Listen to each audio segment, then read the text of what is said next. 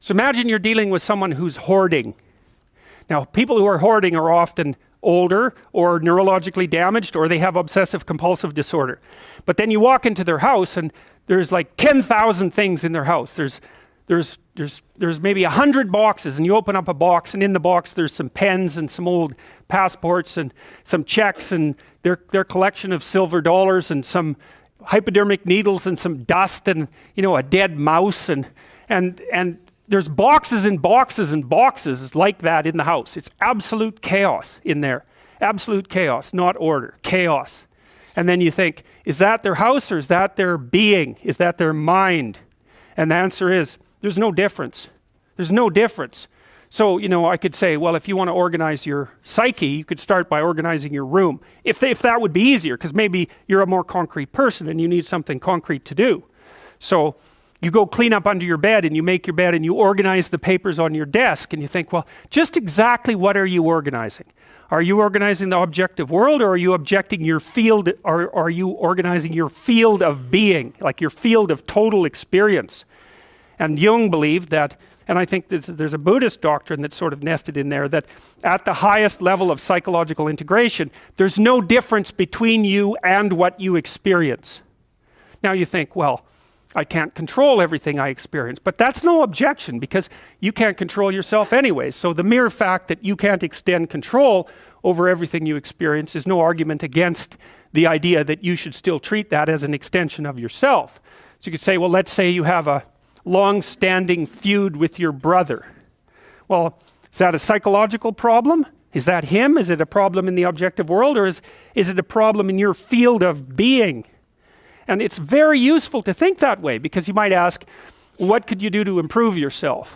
Well, let's step one step backwards. The first question might be, why should you even bother improving yourself? And I think the answer to that is something like, so you don't suffer any more stupidly than you have to. And maybe so others don't have to either. It's something like that. Like there's a real injunction at the bottom of it. It's not some casual self-help doctrine. It's that if you don't organize yourself properly, you'll pay for it, and in a big way, and so will the people around you. Now, and you could say, well, I don't care about that, but that's actually not true. You actually do care about that, because if you're in pain, you will care about it. And so you do care about it, even if it's just that negative way, It's very rare that you can find someone who's in excruciating pain who would ever say, well, it would be no better if I was out of this. It's sort of pain is one of those things that brings the idea that it would be better if it didn't exist along with it. It's incontrovertible. So you get your act together so that there isn't any more stupid pain around you than necessary. Well, so then the question might be, well, how would you go about getting your act together? And the answer to that, and this is a phenomenological idea too, it's something like, look around for something that bothers you and see if you can fix it. So now you think, well, let's say you go into you can do this in a room. It's quite fun to do it just when you're sitting in a room, like a room, maybe your bedroom. You can sit there and just sort of meditate on it and think, okay, if I wanted to spend 10 minutes making this room better, what would I have to do? And you have to ask yourself that, right? It's not a command, it's like a genuine question. And things will pop out in the room that you like, there's a stack of papers over there that's kind of bugging you, and you know that maybe little order there would be a good thing, and there's some rubbish behind your computer monitor that you haven't attended to for like 6 months, and the room would be slightly better if it was a little less dusty and the cables weren't all tangled up the same way. And like, if you allow yourself just to consider the expanse in which you exist at that moment, there'll be all sorts of things that'll pop out in it that you could just fix. And I might say, well, if you were coming to see me for psychotherapy, the easiest thing for us to do first would just be to get you to organize your room. You think, well, is that psychotherapy? And the answer is, well, it depends on how you conceive the limits of your being. And I would say, start where you can start. If something announces itself to you, which is a strange way of thinking about it, as in need of repair, that you could repair, then, hey, fix it. You fix 100 things like that, your life will be a lot different. I often tell people too, fix the things you repeat every day, because people tend to think of those as trivial, right? You get up, you brush your teeth, you have your breakfast, you have your routines that you go through every day. Well, those probably constitute 50% of your life. And people think, well, they're mundane, I don't need to pay attention to them. It's like, no, that's exactly wrong. The things you do every day, those are the most important things you do. Hands down. All you have to do is do the arithmetic. You figure it out right away. So 100 adjustments to your broader domain of being, and there's a lot less rubbish around and a lot fewer traps for you to step into.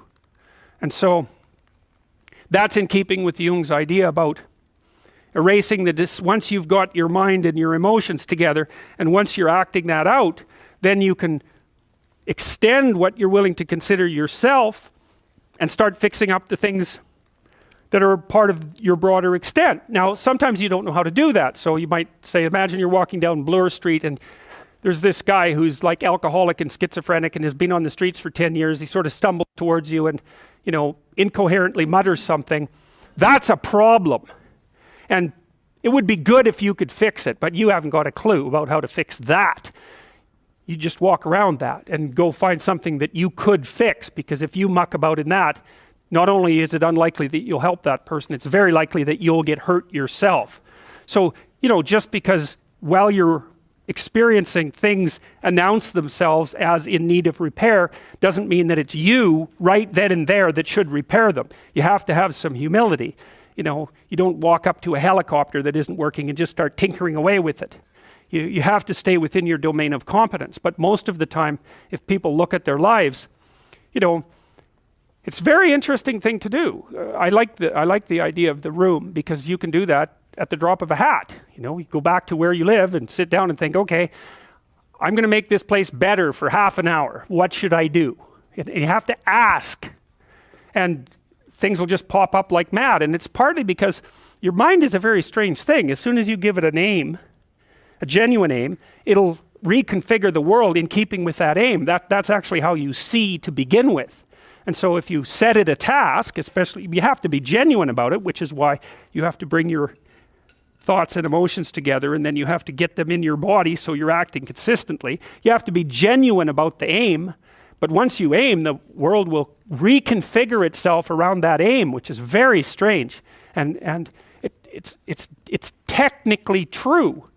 The best example of that, you have all seen this video where you watch the basketballs being tossed back and forth between members of the white team versus the black team, and while you're doing that, a gorilla walks up into the middle of the video and you don't see it. It's like, if you thought about that experiment for about 5 years, that would be about the right amount of time to spend thinking about it. Because what it shows you is that you see what you aim at.